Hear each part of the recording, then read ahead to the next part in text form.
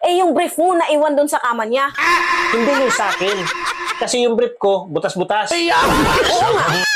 Butas-butas nga daw yung brief na naiwan doon. Akin nga yun.